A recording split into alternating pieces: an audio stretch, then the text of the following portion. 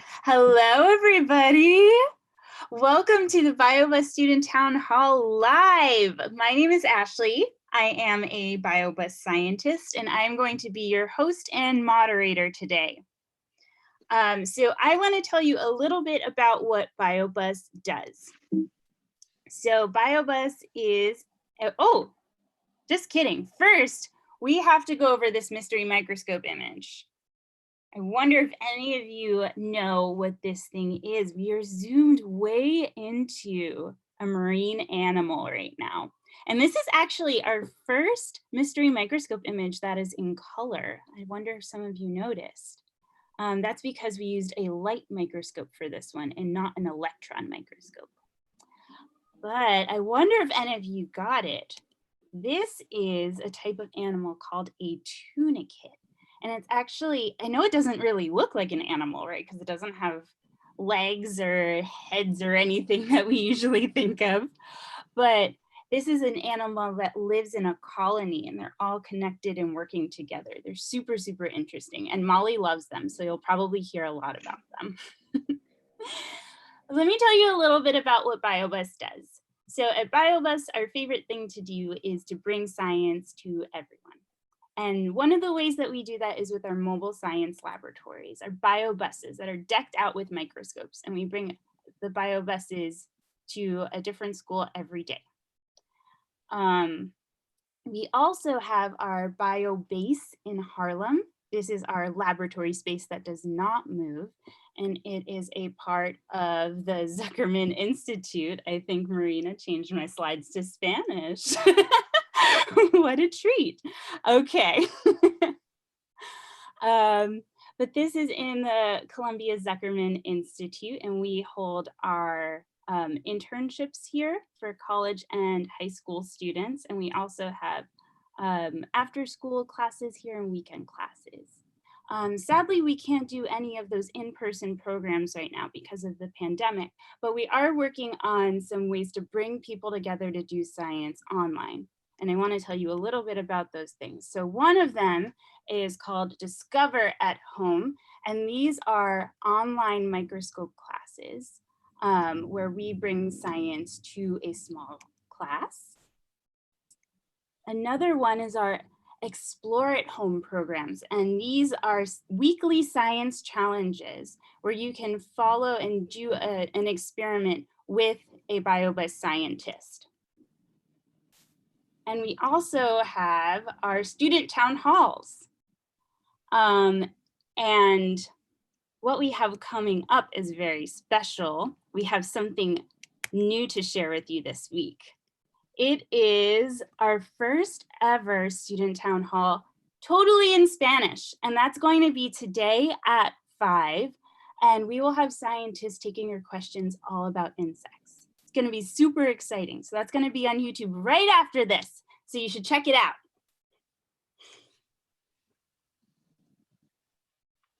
All right. So let's get into what we are going to do today.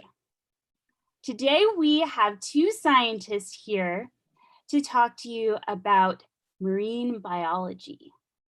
So our 2 scientists are actually both BioBus scientists.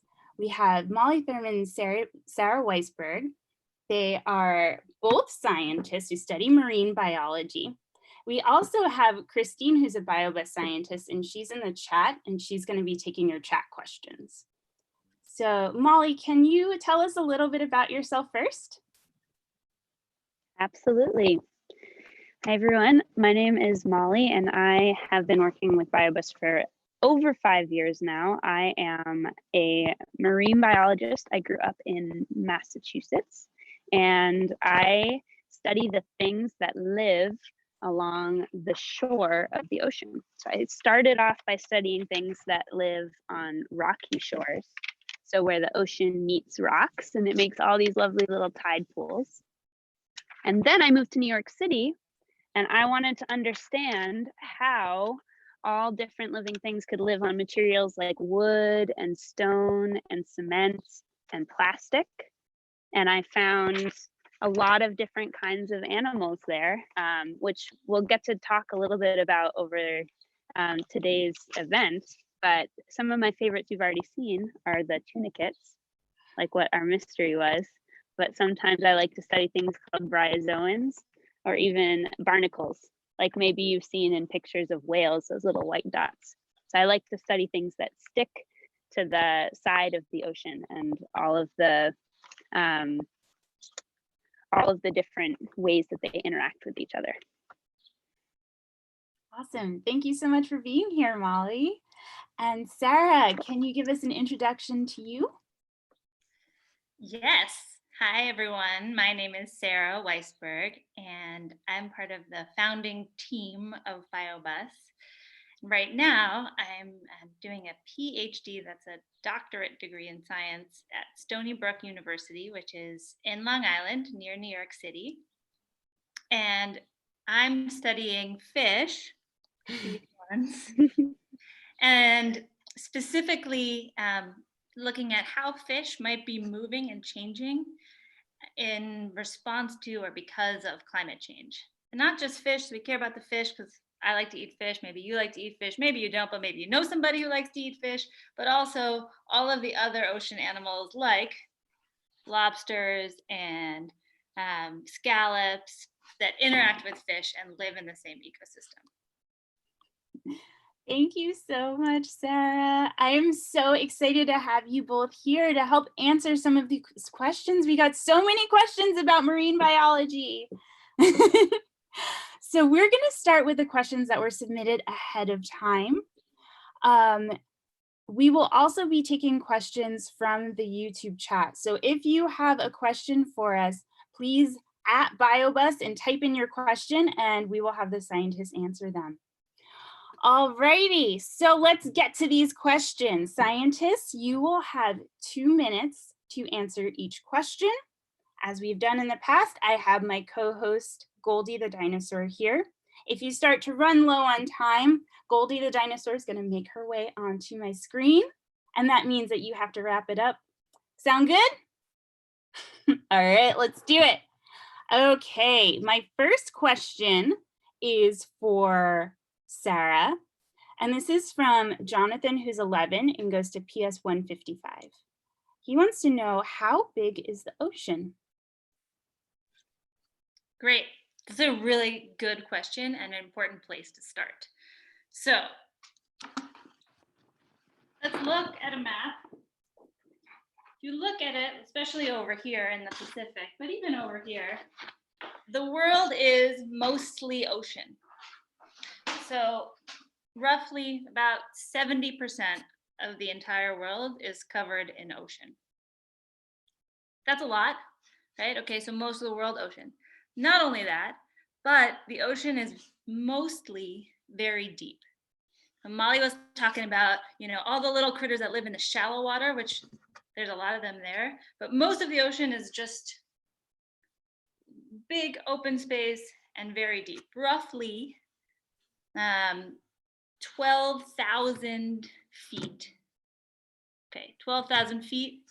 That's like 60 skyscrapers.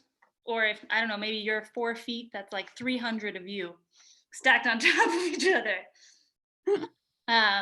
So that's actually a really important thing to know about the ocean, is how big it is, and especially how deep it is. And when we think about it, you also have to think that it's kind of organized in depth layers. So different animals tend to live at the top, then a little bit below the top, then in the middle, and then even some crazy animals that hopefully we'll talk about live all the way at the bottom. Whoa, that's super cool.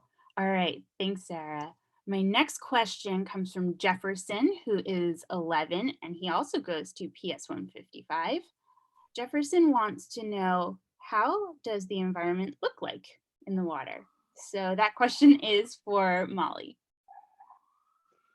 Jefferson, this is one of the things that I went into science because I wanted to know more about.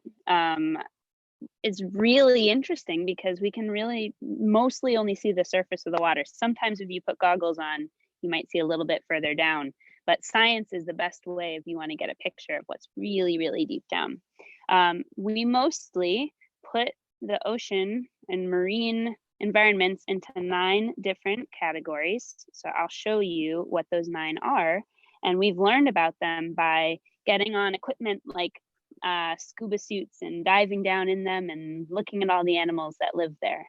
But sometimes we can do it from the surface too. So let's see, I'll show you what the 9 most common environments are. So we have rocky shore. This is like what I like to study. There's sandy beaches, which is one of the things we think of the most. Then there's these kinds of forests that exist underwater. There's 2 different kinds: mangroves that we find in places like Florida, and we can find kelp forests. We have those on the west coast of the United States. Coral reefs, which is where we get to see all those beautiful, pretty fish. We have salt marshes, which is one of my favorite kind of habitats for looking for things like crabs and clams.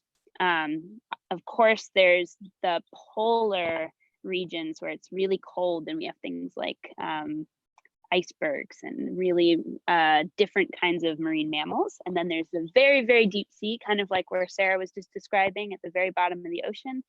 And sometimes at the very, very deep sea, there's places where the crust of the earth has started to open up and it releases warmth.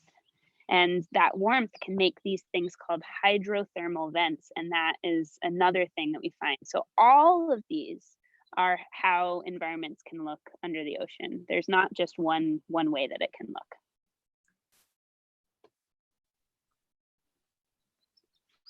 Thank you so much, Molly. Okay, so Dalen, who is 10 and also goes to PS 155, wants to know, how do these animals underwater breathe? And that's for Sarah. Okay, so that's a really good question, because we cannot breathe very well underwater. In fact, that's part of why we have such a hard time studying it. But, and all animals need oxygen. So we mostly think about oxygen being in the air. However, oxygen can also go into the water. So there is oxygen hanging around in the water, not as much as there is in the air. So most animals that live in the ocean do one of 2 things. Either they're kind of small and they just mostly sit there and they let the oxygen come in and they can handle it that way. Or like fish, I'll show you a picture. Let's see if I can get this to work. Many of you might have heard of the idea that fish have gills. So gills.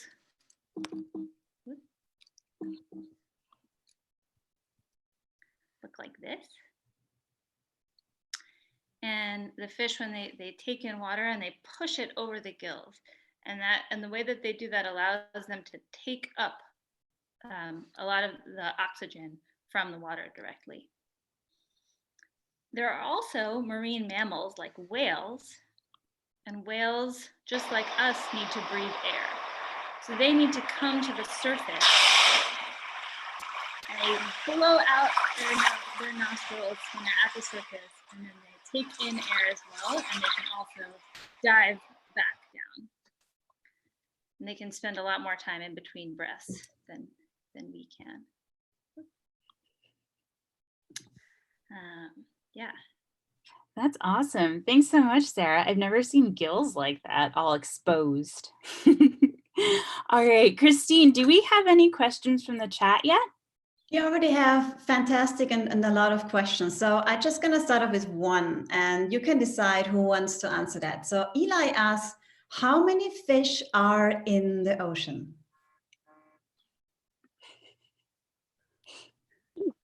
Who's going to? It's a good one, I know. That is such a difficult question. And I think you've hit on one of the hardest things about doing marine science is figuring out how to measure that, because it's constantly changing. It would take you so long to measure how many fish are in the ocean. By the time we finished, none of the fish we started with are going to be alive anymore. It would take us so long. And so we have to just take snapshots. And the way that we can do that best is we work with We work with fishermen, we go out on boats and we take samples, and then we imagine if my little net that I collected, if I ran that net all around the ocean, what would I get? And then we have to kind of make a model of what the whole ocean looks like. I don't know off the top of my head what a good estimation for the number of fish in the ocean is, but it would certainly, in my mind, be larger than the number of people that live on Earth, which is a pretty interesting thing to think about. There's more fish than there are people on Earth. And yeah, I think that's one that scientists still haven't quite figured out how to answer the best. Cool. Eli, I can show you a picture of our boat that we use to do exactly what Molly was describing, which looks like this. So this is a boat that we use to go out around New York City and try to collect fish, not for eating, but for trying to understand how many fish there are, because the truth is that we really don't know them. So we put out this big net over here at the back of this boat. This boat actually used to be a fishing boat for fishing for food, and now is a fishing boat for fishing for science. And so we can measure things that way. Another cool technique that we use actually is using what's called acoustics. So we basically send out a little bit of sound, and when the sound hits the fish, the sound bounces back off and we can catch it. And that tells us that there was a fish there. So you can sample by using nets or by using acoustics, or both. That's what we're doing right now.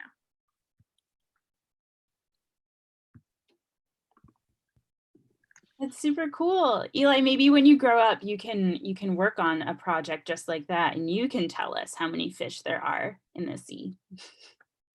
All right, let's take one more chat question.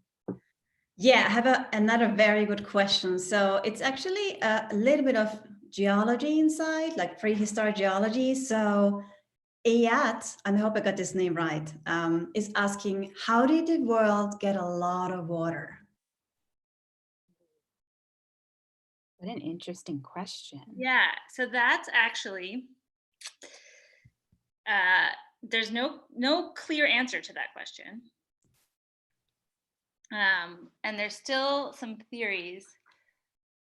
I'm trying to, I think that one of the theories is actually that, well, actually, hold on, give me 1 second, come back to me.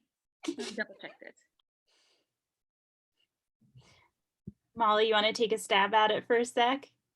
How we have, well, I'll let Sarah work on her answer for the broader question, but the one that I think about that's related to this a lot is where we get different types of water, because we don't think about this, but actually on Earth, we really have salt water and fresh water, two really big categories. And so the salt water is primarily what we have in the ocean. That's why if you ever go swimming at the beach, it's kind of tastes a little bit salty. And fresh water is coming more from lakes and rivers. But if we look all the way at the beginning of where that water came, if we see a stream near us in New York, that probably came from somewhere up in the mountains where either there's a spring or snow melt. So actually melted snow that comes all the way down to these giant rivers and eventually trickles down. So I think a lot about how water moves across the land and makes its way back to the sea. And maybe that gave Sarah enough time. Do we have an answer for where it comes from on a broader scale? Hold on 1 sec. That's the next question. Come back. Okay, we stumped Sarah. So good work stumping our scientists. That means that it's a really good question. So while we wait, I just wanted to let you all know, if you're just tuning in, my name is Ashley. I'm here with Sarah and Molly, and we're taking your questions on marine biology. Maybe we can go to the next question, Sarah, or do you? Yeah, go to the next one. Oh, but the next one's for you. Okay. Okay, so Joshua, who's 8, wants to know, how do fish live under the environment? So we already talked a little bit about fish breathing. But another thing that I think is very important to remember about the ocean, we talked about how deep it is. As you go down, there's actually more and more water above you. And what that means is it's essentially pushing down on you, weighting you down. So imagine like if you've ever carried like a water bottle around for a while, or had a water bottle in your backpack and it's really heavy. Now imagine that, but it's hundreds and hundreds of feet of water above you, kind of pushing down. So in other words, as you go down deeper in the ocean, the pressure increases. It keeps increasing the further down you go. And so if you have a lot of pressure, things tend to want to like collapse in. So one thing that's pretty interesting is that fish have special ways of preventing their bodies from collapsing under pressure. And I just recently learned about a type of fish called a snailfish that is the deepest fish that's ever been found. Some basically almost as we thought that they couldn't be fish as deep as that because it would be impossible for them because there would be too much pressure. So I wanted to show you quickly a little picture of or a video of a snailfish.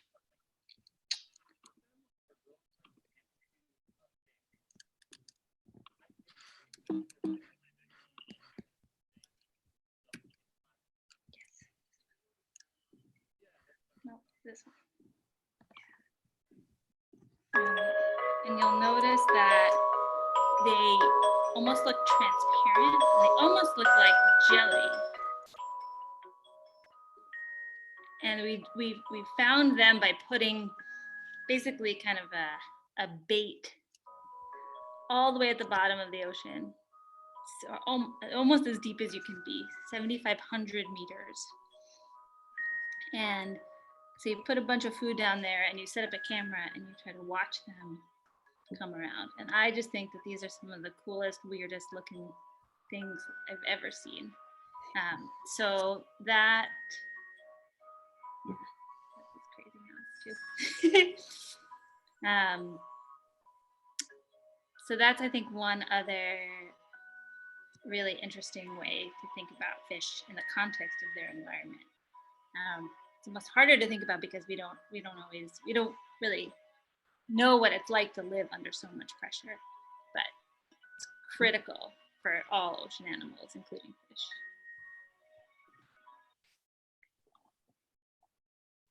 Thank you, Sarah. That fish is so cool. It looks like it's glowing. Molly, this next question is for you. Kevin, who's 10 years old, wants to know, what is the fish that can stay underwater the longest? That's a tough one to answer, mainly because there's a tie with a lot of fishes that can all stay underwater for their entire lives, which is an impressive thing to be able to do. And one of my favorite stories related to this is there was a fish, it's called a coelacanth, and they look like these just like prehistoric gnarly fish, and actually for a really we call them fossil fish because they sort of look like fossils just even when they're swimming around. And there was a period of time when we thought that they were extinct because no one saw them, no one ever pulled them up in fishing nets, anything like that.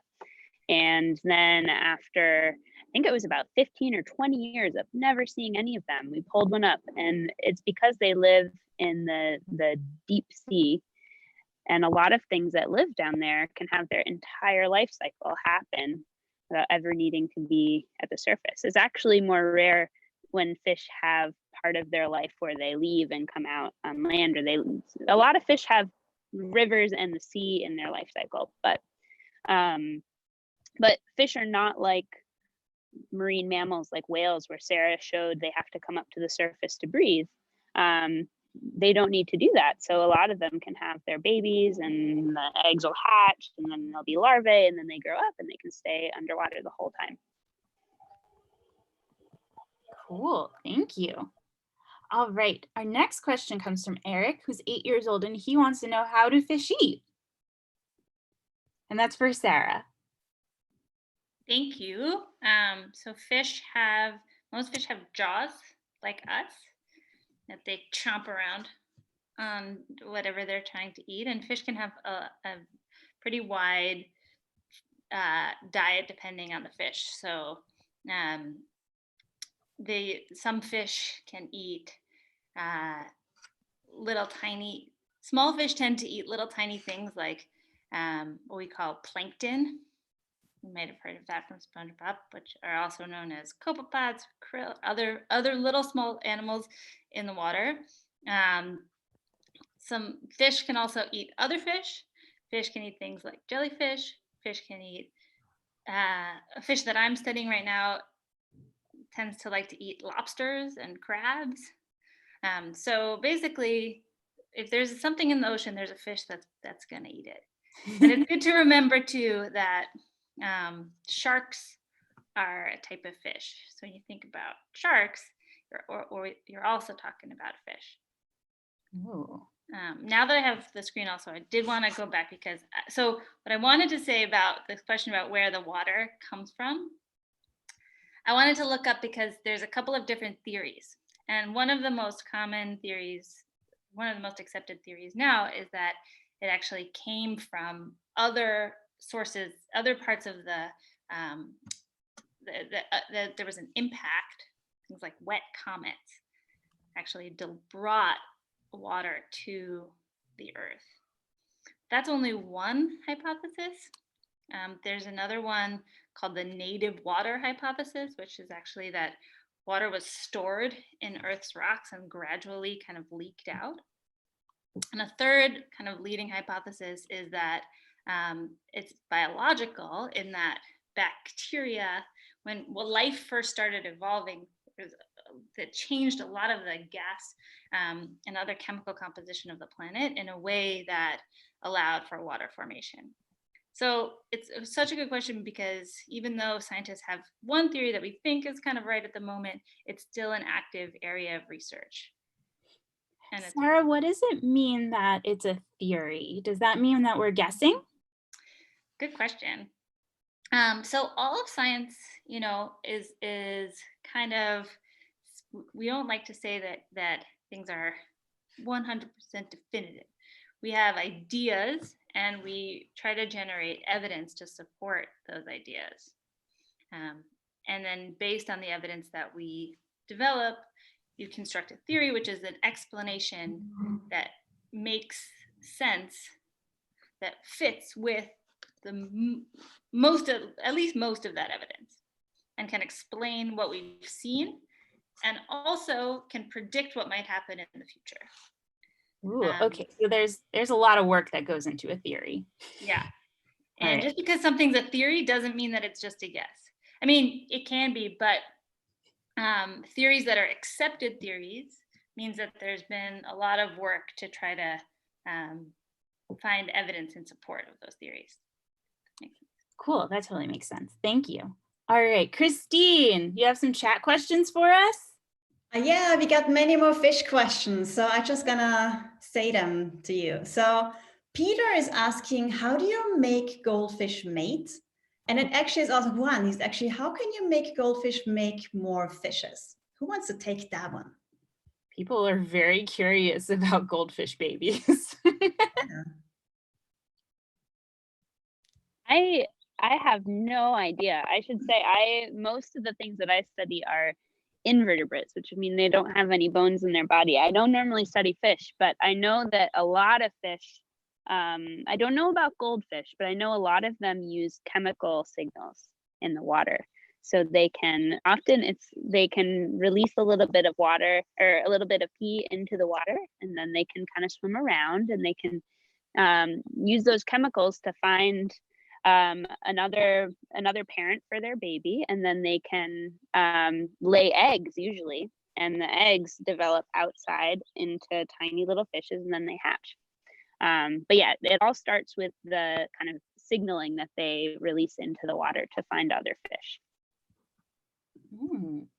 Interesting. Sarah, do you want to add anything?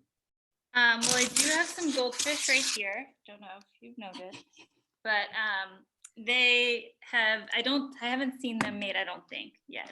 So, yes, I agree with what Molly was saying. They tend to kind of chase each other around, following chemical cues, and then the eggs are laid outside of the animal. So that's an important thing to remember about fish. Sarah, do you know if your goldfish are male or female? I don't. There's some weird exceptions though. Some fish, the eggs are outside and then they protect them by bringing them back in. So sometimes they hold them in their mouths, and they'll actually have a whole clutch is like the group of eggs. That's what we call it. They'll hold them inside of their mouth so that nothing else will eat them. And then when they're big enough, they can swim out between the teeth. How do they eat? I mean, I don't know all of the answers. I've seen a mouth brooding fish before. I don't know what happens after that. So maybe we can all go do some research. That sounds like a good idea. I'm going to be Googling that for sure. Okay, Christine, let's take one more question. Okay, it's kind of like a combo question as well, because we're going to go back to how do actually fish breathe underwater. So Eleanor is wondering, what makes gills different in our nostrils? I love that question. And Maya, actually, she wanted to learn a little bit more about, how fish breathe underwater. What's the difference about the oxygen underwater and the oxygen, above water? Such cool questions. Thank you so much. I would say that the gills are a little bit more like the lungs, and the mouth of a fish almost acts like the nostril. If you think about your nostril as being responsible for taking in the air, and then it goes to your lungs, where in your lungs you have all of these little blood vessels that absorb oxygen, and then you can get carried to the rest of your body. So all of that air, the oxygen absorption, instead of happening in the lungs, happens in the gills. One thing that's similar about them, though, is that in order for both our lungs and for fish gills to be effective, and this is true of other animals that have different ways of breathing, like amphibians, it needs to be wet. It needs to be moist in order for the oxygen to be able to come into the body. So our lungs have very special environment that allows the oxygen to pass into our bloodstream. And that's similar. The fish's gills, if they dry out, and this is part of the reason why fish, if they're out of water, they can't breathe, is if their gills dry up, then they no longer, even though there's oxygen everywhere, they're no longer able to get the oxygen into their body. And that's true of things like frogs who breathe through their skin. If their skin dries out, then they can't actually get the oxygen into their body either. Cool. Thank you so much for those questions, Eleanor and Maya. So we have a couple more fish questions that were sent in. So Leah, who is 9 years old, is asking, how long is the average lifespan of any type of shark? And that question is for Sarah. Thank you. And yes, sharks are fishes. And they typically, most sharks live about 20 to 30 years. Pretty long, I think. But there's different sharks can live for different lengths of time. And there's one shark in particular called the spiny dogfish. And the spiny dogfish is actually common around here in New York City. And it's not, you don't have to be too careful about it. And they're actually, the spiny dogfish seem to be doing really well. There seem to be more and more of them every year. So some people are actually trying to see if we can eat spiny dogfish.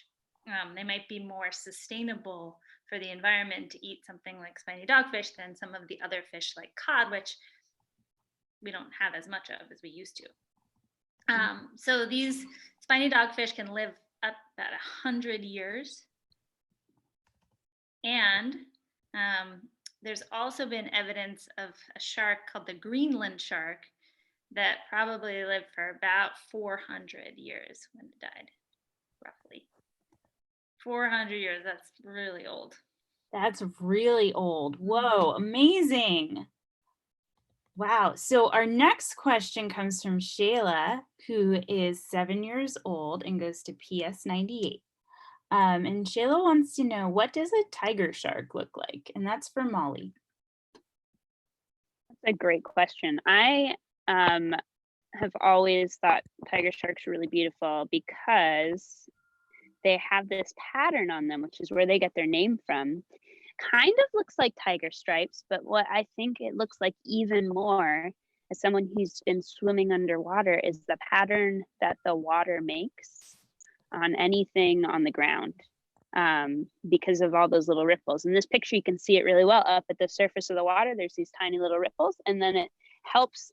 I imagine this is my own theory, but I wonder, maybe we can all do some research together if that helps it camouflage, because it looks very much like the pattern that the water makes on the ground. So if you're looking from above, you might not see a shark come up from below if it's kind of blending in.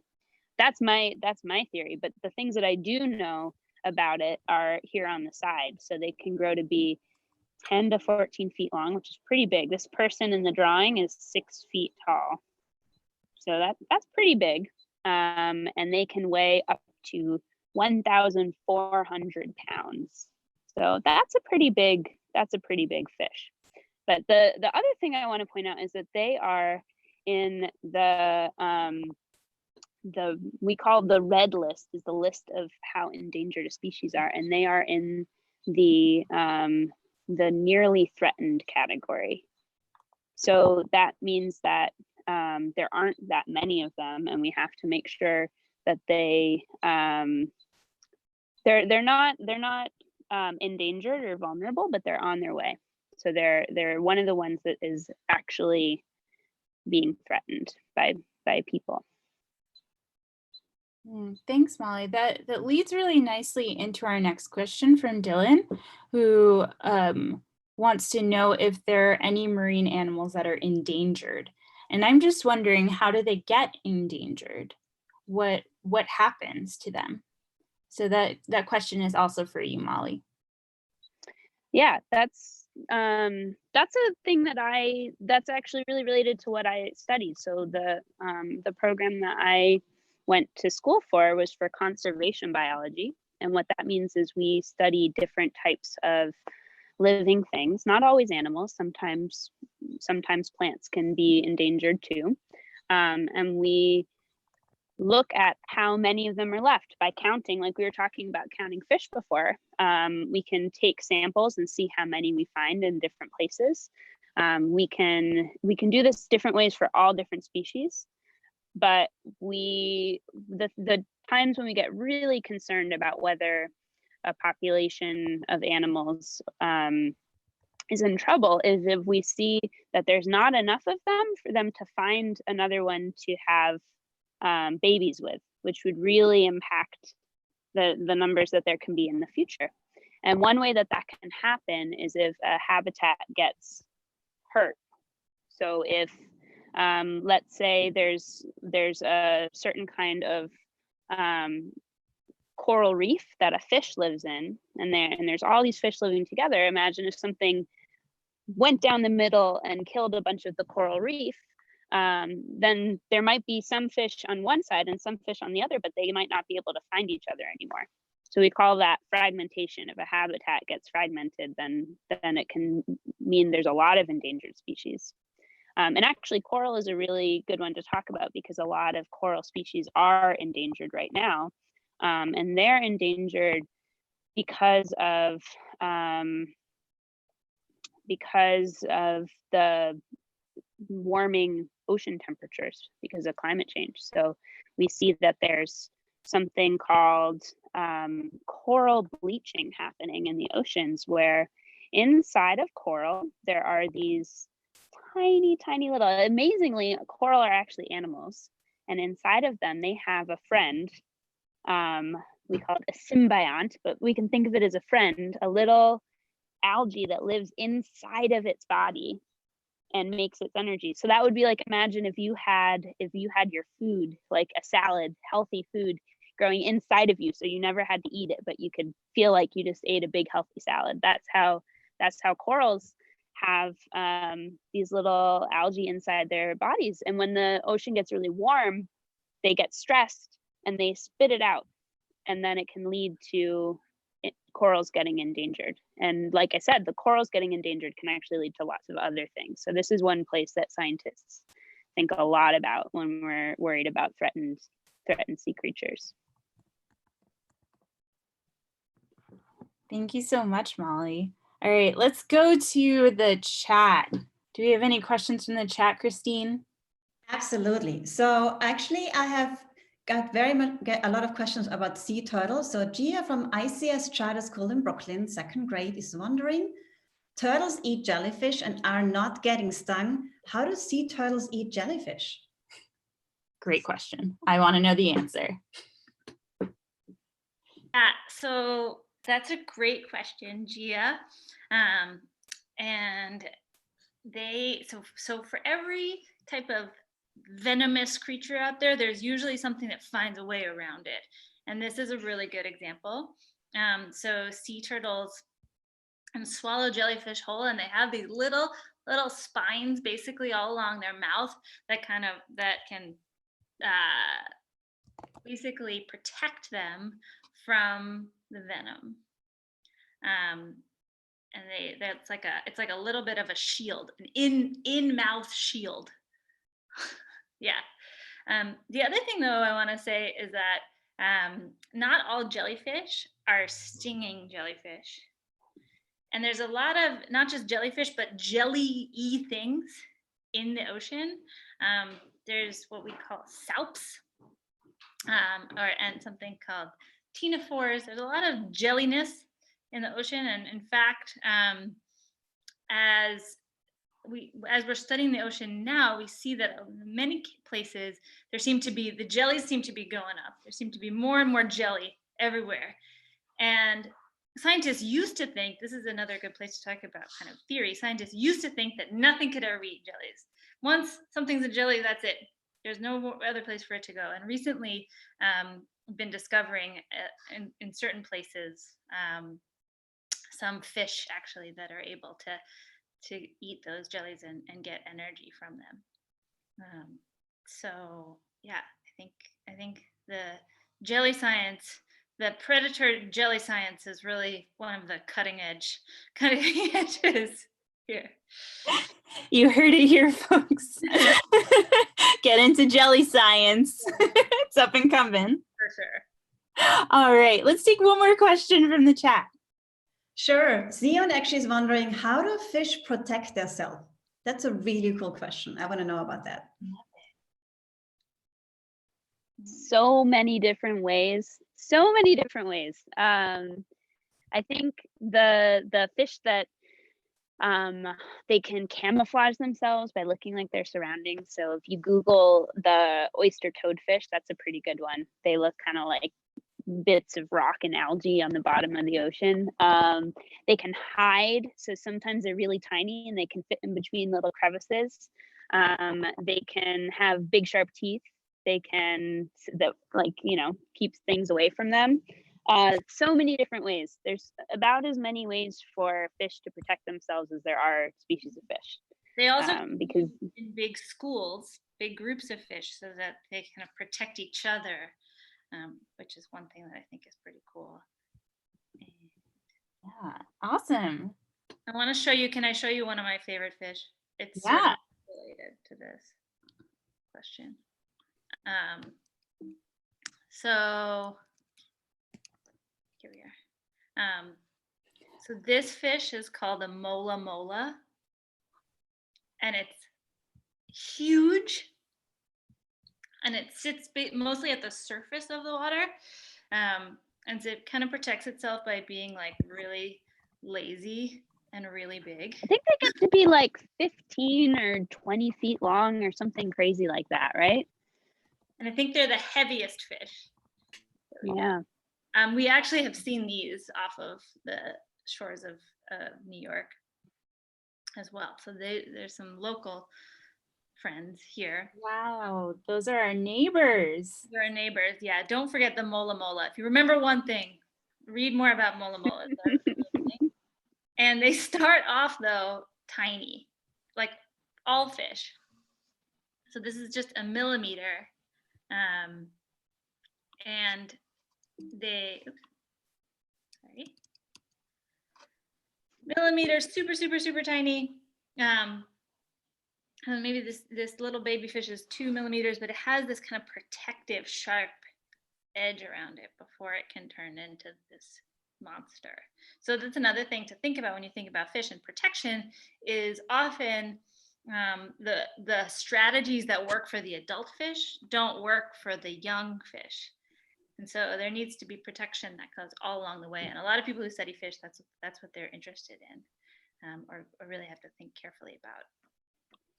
That's super cool. Okay, if you are just tuning in, my name's Ashley. I'm here with Sarah and Molly, and we're taking our questions about marine biology. So we have a couple questions about disease and sea creatures. So Molly, this question is for you. It comes from Lucia, who's 9 years old. And Lucia wants to know what diseases spread from the sea life to people. That is a very good question. I know I'm saying that a lot, but it's just so true.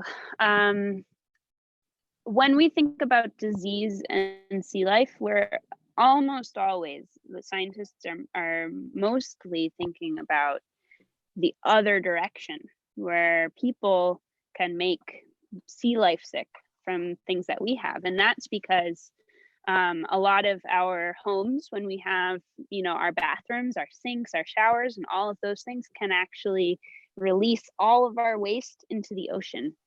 In a lot of parts of the world, that's true. And so that means whatever is in our waste ends up in their water, and that's where they breathe and drink and eat and all of the things that they do. They live there.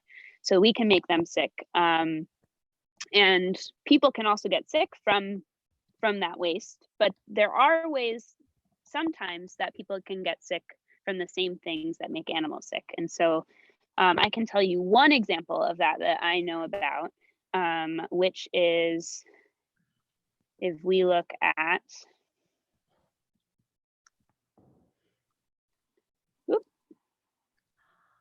spoiler alerts, if we look at a kind of nematode, which is like a tiny little worm. It's pretty much microscopic. And this is a picture of its life cycle. So they are tiny little, they are in feces, our waste. They can have little eggs that get released in the water, and then those develop into tiny little larvae that can swim around in the water, and then those get eaten by shrimp. And then it's a really classic food chain. The shrimp can get eaten by things like fish, and then the worms are living inside of those fish. And then what happens if things in nature, like dolphins or sea lions, were to eat that fish raw, then they can get it in their body as well. And the way that this can move on to people is if we eat seafood that is undercooked. So pretty much always, if we take seafood and we cook it, then all of these things that might be inside of the fish, inside of the meat of the fish, will also get cooked, and it's not a problem for us to eat. But if we eat it undercooked or raw, and if it has something like this in it, then it can get in our bodies. Luckily for us, almost all of the things that are like this that we might come in contact with are not are things that a doctor can solve. There are some kinds of bacteria that can make people quite sick from the ocean, but that's pretty rare compared to things like this, which you can get treatment for. Whoa, that's super interesting. My next question is, sorry, I lost it. My next question is from Jermaine, who is 10 years old, and he lives in El Paso, Texas. This is our first out-of-state question, I think. And this is for Sarah. Jermaine wants to know what species has been found most recently, and also what's your favorite ocean animal? Okay, hi Jermaine. So, the thing about the ocean is that there's so much to discover. We think that we only know a tiny number of the species in the ocean, roughly, like about 90% are still undiscovered. So it's hard to keep up sometimes, but I actually just learned that someone who is also a BioBus scientist, his name is James Townsend, he discovered during his PhD research, he discovered a new type of jelly. Now, again, this is not a stinging jelly, it's something called a comb jelly, and they're very beautiful, so I must share a picture with you. And comb jellies look like this. They have these shimmery edges to them. And like I already said, jellies are where to be in the future of the ocean, or things you really have to understand more. So he was sampling and he found this type of comb jelly near Delaware. And he thought that it was something that nobody had ever seen before. So he characterized it. He took very close-up pictures of it and figured out exactly how its body is shaped and how it functions. And he also looked at its DNA and compared its DNA to other things that we know and found that, in fact, no one had ever found this type of comb jelly before. And so he got to name it, and they called it the vampire ctenophore, the vampire comb jelly. So you can find out more, check it out. But it's cool that we're constantly, you don't have to go far, you don't have to go to fancy places, you can just go right outside. And I actually almost guarantee that if you looked in the waters near New York and really looked carefully, you'd be able to find a new species too. Just like that's so exciting. Okay, we are almost out of time, but we have some questions that were specifically about your careers. So I'm gonna ask this to both of you, Sarah and Molly. Max, who is 7, wants to know, how can I become a marine biologist? How does somebody do that? I think the most important thing is that there's not just one way.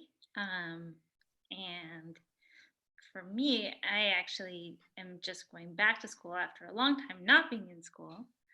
And so the most important thing, I think, is to try to find other people who are interested and might be able to help you learn more about marine science, marine biology, and also get involved in research. And you might think that you need to wait until you're a lot older to get involved in research, but I don't think that's true. And BioBus has a lot of programs where we not only try to teach about science-related things, but do research and answer questions that we don't yet know the answer to. And then there's in New York City, there's examples of places that really specialize in marine science, even at the high school level. So there's something called the Harbor School, which is a great place. You should check it out. And just coming to a forum like this and meeting people like us, you should stay in touch. Molly, Yeah, similar to Sarah, there was a long period of time where I grew up and I was really interested in the ocean always. I learned all of the different species that I could, that live near me, that I could find. And then I kind of didn't think that I was going to be a scientist for a really long time. And it wasn't until the end of when I was in college that I went back to it. And it was actually really useful that I had done all of that studying when I was young, because it was still in my brain. And it was also something that drew me to take a class in ecology and in marine ecology. And that's what I ended up deciding to do more studying in and do research in.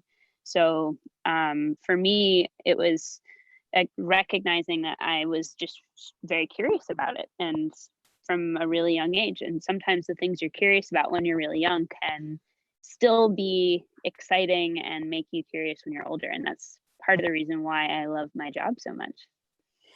And just one other thing I want to say is, again, I think people tend to think about marine biology as like all about, sea turtles and whales and stuff that's kind of out in the open ocean.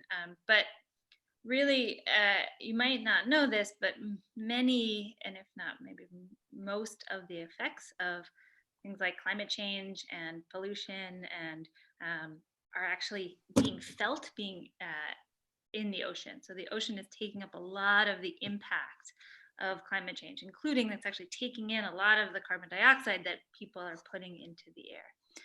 And a huge job is for us to figure out how we can have sustainable relationships with the ocean. It's a really hard question, but I want to say it's up to you, all you young people who are here listening. We really want you to be a part of helping us figuring out the solutions. There's a lot of science work to be done. All right, that is about all the time we have today. Thank you so much, everyone, for joining us for another Student Town Hall. Thank you all for your amazing questions. Thank you to our guests, Sarah and Molly, for telling us all about marine biology and how to be a marine biologist. If you want to do more science at home, you should check out our Explore at Home weekly science challenges. We launch a new one every Monday, and we have one right now on YouTube. We have one that is particularly related to this topic too, that I linked into the YouTube description, so you can check that out. Molly is actually leading that one, so it's really good. So if you want to know more about BioBus remote programs, you can go to biobus.org/events, or you can follow us on social media. We're on all the social media channels at BioBus. Thank you so much, everybody. See you next week. And make sure you tune into the Spanish Town Hall. Bye.